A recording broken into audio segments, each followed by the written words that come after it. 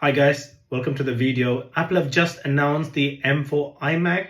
So I just want to give you a quick comparison between M3 iMac, the outgoing version, versus the M4 iMac and see what's changed. So let's get going. So on your screen, you can see on the left-hand side, the white page, you've got the M4 iMac, and on the right-hand side is a text specification for the M3 iMac. So let's have a look. So what you get is, on the glance, Apple have highlighted certain features in terms of is a 24-inch display, 4.5K Retina inch. It comes with the Apple M4 chip and it's got Apple Intelligence. It does feel a bit like Apple are upgrading all of these Macs and these products and these chipsets to support the Apple Intelligence. And the new devices come with up to 32 GB of unified memory. It also gets the 12 megapixel center stage camera, which you'd find them on the iPad. They're really good. They keep you in focus, Magic Keyboard, and up to 2 terabytes. So that's at a glance. So let's have a look at what you actually get. So the starting price, it starts at £1,299 in the UK and goes all the way up to £1,899. The last Mac was also starting at this price. So in terms of value for money, let's see what we get. So in terms of colors, both left to right, you've got the similar colors. You've got 4 colors from the new version, and you also got, you got 7 colors from the new version, and you also got the 7 colors in the old version. And in terms of chip, they all come with the new Apple M4 chip. The base model only has the 8-core CPU with 4 performance core and 4 efficiency cores and 8-core GPU. But any model other than the outside of the base model, you get the 10-core CPUs with 4 performance cores and 6 efficiency cores throughout the rest of the model. And they all share the same specifications in terms of 16-core neural engine and 120 gigabytes of memory bandwidth. And if you compare that with the M3 starts at 8-core CPU with 4 performance core and 4 efficiency cores, similar to the base model right now. And then a 10-core GPU is the step above the base model. You also got the 16-core neural engine on the old version, but this version, but the previous version only had the 100 GB memory bandwidth. So that's already a positive to upgrade.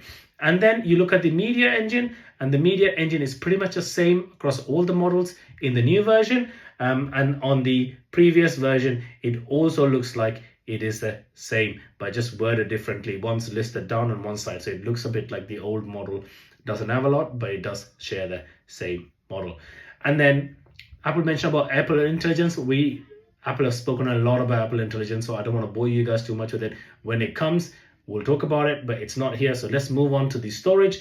So the new one starts off at 256 GB, which is good and configurable all the way up to 512 GB and 1 terabyte. The expensive version starts at 512 GB SSD and can be configured up to 2 terabytes. Now, if you look at that, that's a similar option in the previous model as well.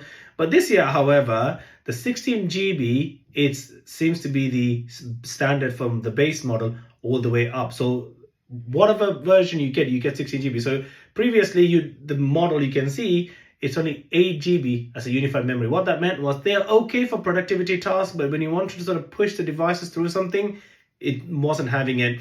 So 16 GB at a base is a massive, massive plus. And if you would have looked to upgrade it, you could see that if the minute you go from 8 GB to 16 GB, you'd have to pay £200. So the fact that the price hasn't changed and it comes with 16 GB kind of shows that the Apple Intelligence requires a lot of memory to run.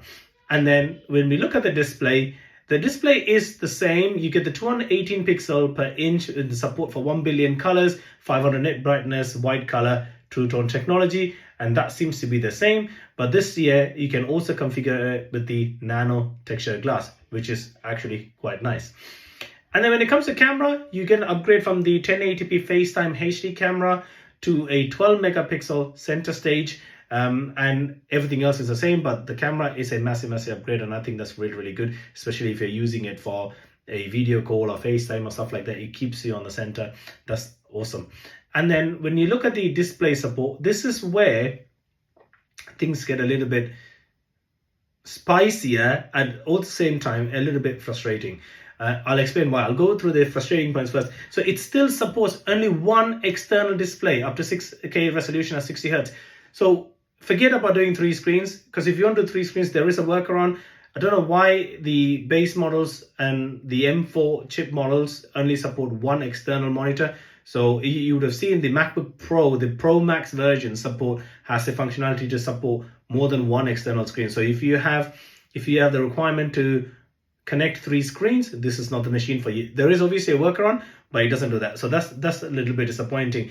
But outside of that, the display support looks to be the same. Obviously, the new version comes with the Thunderbolt 4 versus the Thunderbolt 3. So that is a massive plus. Then we look at the video format. The video format looks to be the same across the board. So is the audio format.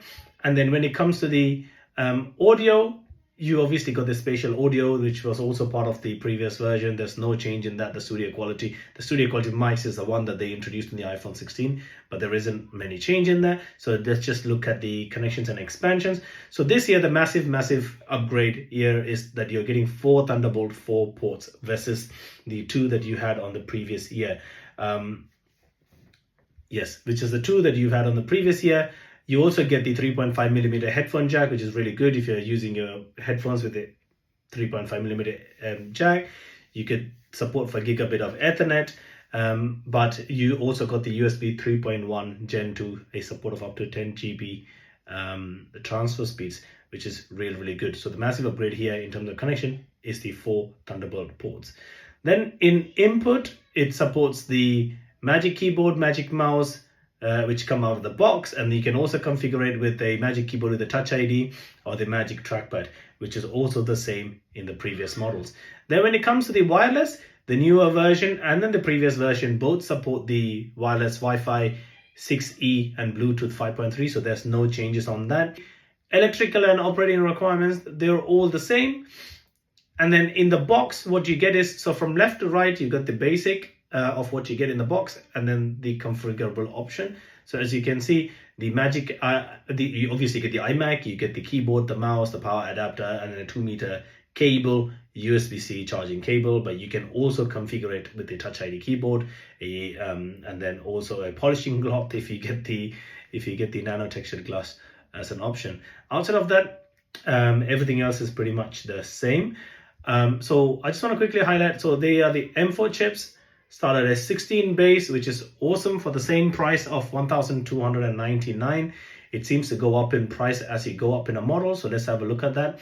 So if you want to compare and buy, as you can see here, the base model at $1,299, 8-core CPU, 8-core GPU, 16 GB unified memory, 256 of storage straight off the bat.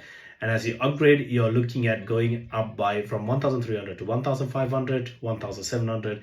The price goes up in £200, but you can go all the way up to 24 GB unified memory. If you're trying to do a lot of editing, you want to keep this machine for many years, 5 years, 6 years, obviously go with an extra, the biggest option possible.